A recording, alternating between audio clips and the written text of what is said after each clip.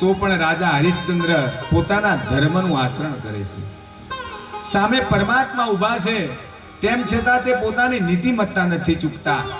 અને ત્યારે તે રાજા કહે કે પ્રભુ મને ક્ષમા કરો, આપ કહો તે બધી જ વાત સાચી, પણ હું તો આ મારા જે શેઠ છે તેના ત્યાં વેચાઈ ગયેલો છું, એટલે મારો નિર્ણય હું મારા જાતે ના લઈ શકું, એટલે હું આપની સાથે નહીં આવી શકું. અને જેવું એમને કહ્યું કે હું મારા આ માલિકને પૂછું, એ કહે તો હું આવીશ.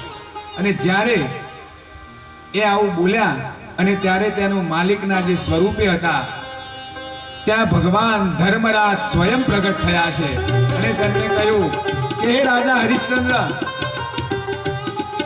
અમે આપની ભક્તિથી આપના ધર્મ પરાયણના આ જે તમારા વચનો છે અને આપના જીવનથી અમે પ્રસન્ન બન્યા છીએ. અમે આપની પરીક્ષા કરતા હતા. અને ત્યારે એ રાજા હરિશ્ચંદ્રને કહે છે કે હવે આપ જઈ શકો છો. અને ત્યારે રાજા ફરીથી કહે કે હું રાજા હતો અને રાજાનું શું કર્તવ્ય હોય, પોતાની પ્રજાનું રક્ષણ કરવું, તો હું એકલો સ્વર્ગમાં ના આવું. અને આ મારું પુણ્ય છે તો મારી પ્રજાને મળે, મારી સમસ્ત સૃષ્ટિને, મારા રાજ્યને મળે. અને તે સમયે રાજા હરિશ્ચંદ્ર સદેહે ભગવાનના ધામની અંદર બિરાજમાન થાય છે. તેમના અયોધ્યાની અંદર રહેલા દરેક પ્રકારના જીવો, જલચર, સ્થલચર, દરેક પ્રકારની સૃષ્ટિ, દરેક ઔષધિઓને લઈ અને ભગવાનના ધામની અંદર આખા અયોધ્યાને બિરાજમાન કરે છે.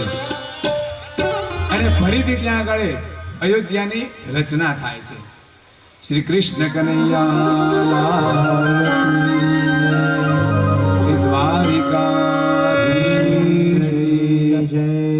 અને તે આ પ્રમાણે રાજા હરિશ્ચંદ્રની કથા પૂર્ણ થતા તેમના વંશની અંદર સગર બન્યા રાજા સગર.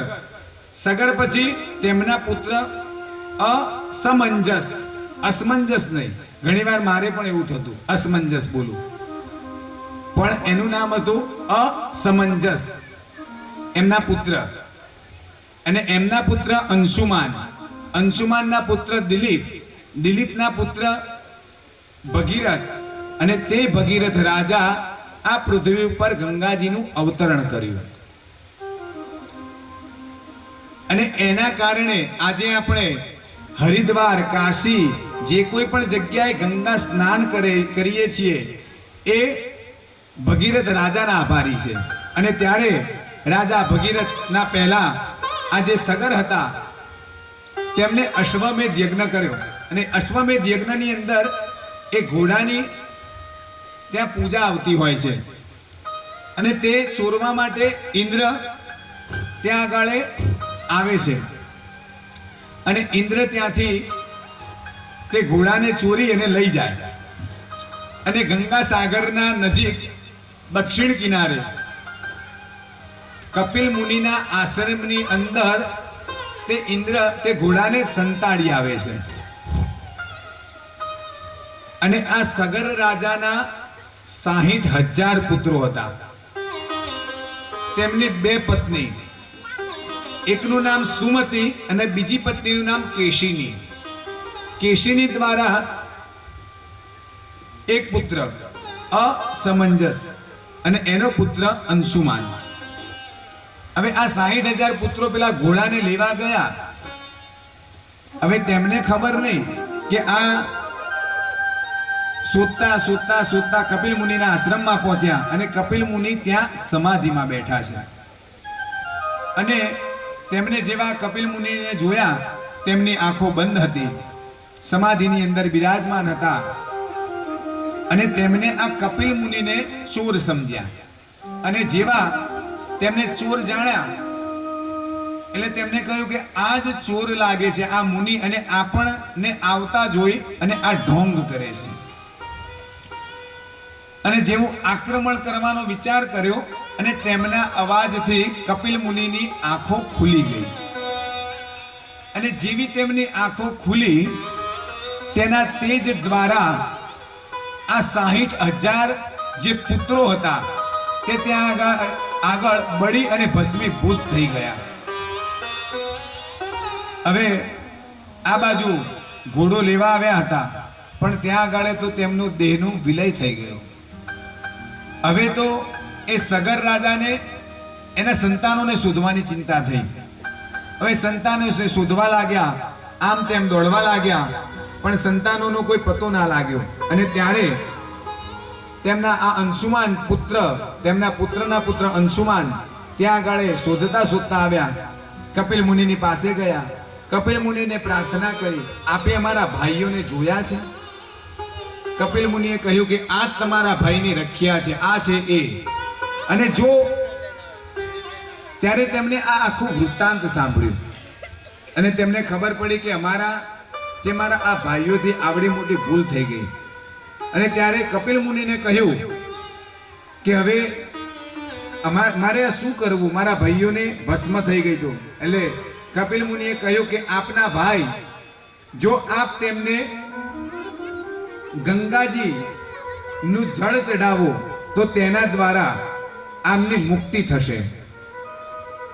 અને ત્યારે તેમના આ જે અંશુમાન નામના પુત્ર હતા, તેમને ગંગાજીની ઉત્પત્તિ માટે ખૂબ જ તેમણે ત્યાં આગળ પ્રયત્ન કર્યા અને તપ કર્યા, પણ એમના દ્વારા ગંગાજી અવતરિત ના થયા. અંતે તે મોક્ષને પામ્યા. ત્યારબાદ રાજા દિલીપ તેમના પુત્ર, તેમણે પણ ખૂબ જ તપ કર્યું, પણ ગંગાજી અવતરિત ન બન્યા. અને છેલ્લે રાજા ભગીરથ, તેમને માં ભગવતીની એટલી પૂજા કરી, એટલું તપ કર્યું કે તેના દ્વારા માં ભગવતી ગંગા પ્રસન્ન બન્યા છે. અને જેવા માં ગંગા પ્રસન્ન બન્યા, તેમને કહ્યું માગો વરદાન. અને ત્યારે ભગીરથ રાજાએ કહ્યું કે આપ મારા ઉપર કૃપા કરો અને અમારા ત્યાં મારા આ ભાઈઓની જે રખિયા છે તેમની ભભૂતિ ત્યાં આવી અને કૃપા કરી તેમને મુક્તિ અપાવો. ત્યારે ગંગાજીએ કહ્યું કે હું આવું, પણ મારા વેગને આ પૃથ્વી સહન નહીં કરી શકે. તો તેના માટે તમારે કામ કરવું પડશે.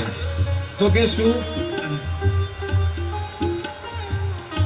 તો કે કોઈ અમારી જે ગંગાનો પ્રવાહ છે તેને પોતાની અંદર બિરાજમાન કરે તો થાય. તો કે કોણ કરે? તો કે મહાદેવજી. અને ત્યાં મહાદેવજીની સ્તુતિ કરી.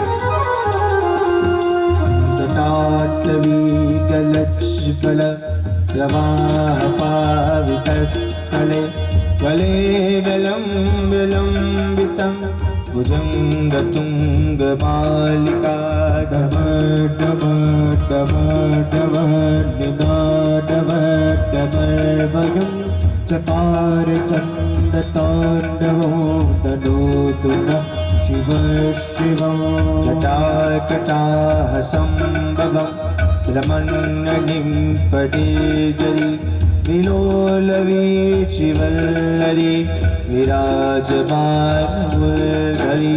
આમ કરવાથી ભગવાન મહાદેવજી પ્રસન્ન બન્યા અને ભગવાન મહાદેવજી પોતાની જટાની અંદર માં ભગવતીને બિરાજમાન કરવા માટે તૈયાર થયા.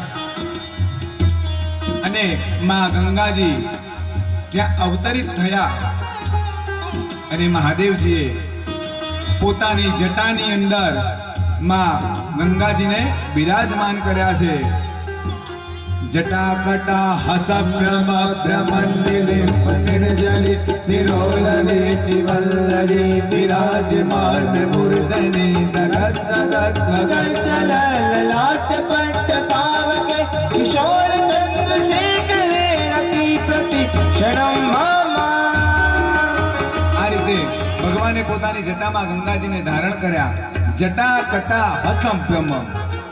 અને પછી તેનું અવતરણ કરવા માટે ભગવાનને પોતાની આ જે જટા હોય તેમાંથી આમ થોડાક જટાને આમ ખોલી અને એની અંદરથી માં ગંગાજીને અવતરિત કર્યા છે. વિચાર કરો જટાને સામાન્ય જ ખોલી છે અને આટલી બધા ગંગાનો પ્રવાહ છે.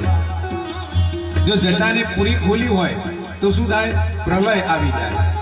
અને પછી ભગીરથ રાજા આગળ અને માં ગંગાજી તેમની પાછળ જઈ અને જે જગ્યાએ આ એમના પિતૃઓની ભસ્મ પડી હતી તે ભસ્મની જોડે જઈ અને તે પિતૃઓને તેમને ગતિ અપાવી અને તેમને મોક્ષ અપાવ્યો.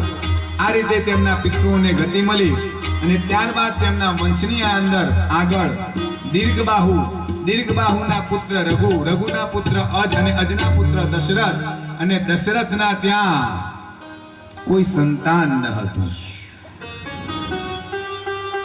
રાજા દશરથને કોઈ સંતાન નહીં. પ્રજા પ્રિય હતા.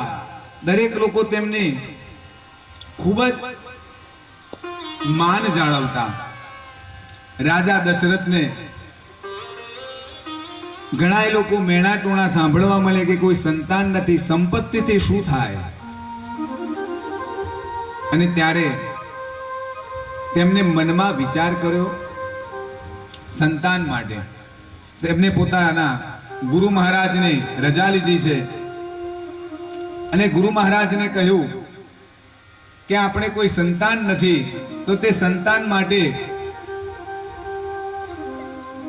પુત્ર કામેષ્ટિ યજ્ઞ કરીએ. અને તે વખતે તેમને પુત્ર કામેષ્ટિ યજ્ઞ કરવા માટે